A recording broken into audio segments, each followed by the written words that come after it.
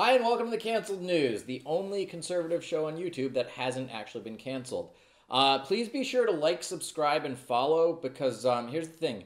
If we can all drive up my numbers artificially by like 800%, we can really stick it to the hedge fund managers or something. Anyway, I want to start by talking about something that kind of annoys me. I've been getting a lot of texts from friends recently that other comics have taken the format of this show and are doing it themselves.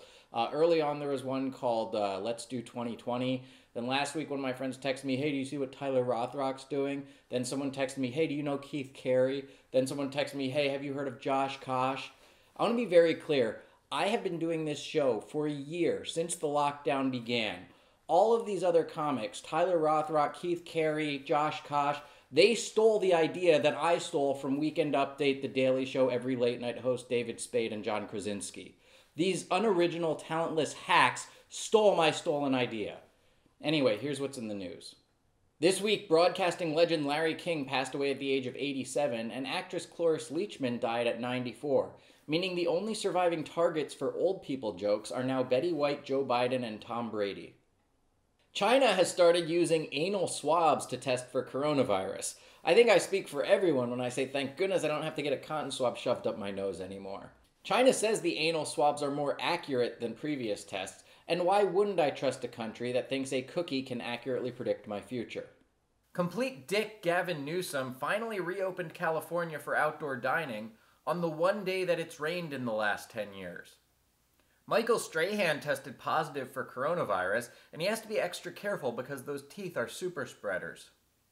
Kamala Harris's husband Doug Emhoff is now the country's first second gentleman, or as I like to call him, the alpha beta male. Donald and Melania Trump have established the Office of the Former President in Florida to continue working on his agenda.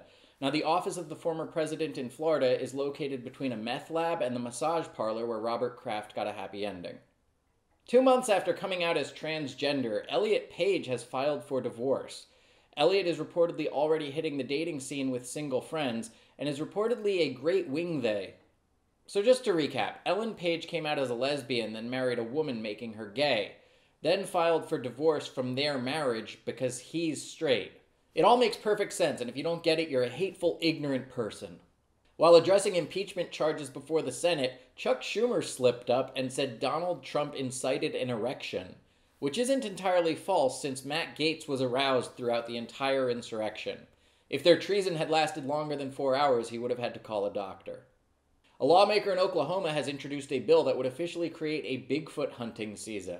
Now you may laugh, but it wouldn't be much different than deer hunting season in that I would wake up at 6 a.m. and then sit in the cold for 5 hours without seeing anything.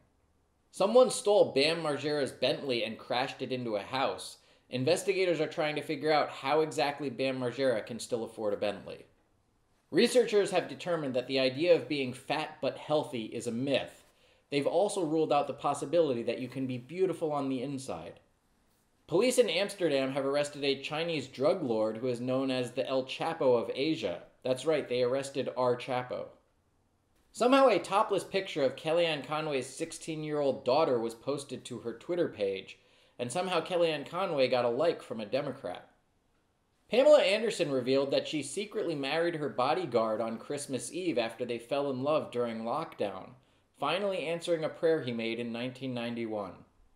Kristen Stewart will play Princess Diana in an upcoming movie. Now, Princess Diana famously died in a car accident with her Egyptian lover after her royal husband divorced her for this horse-faced woman. So it'll be nice to see Kristen Stewart finally starring in a better love story than Twilight.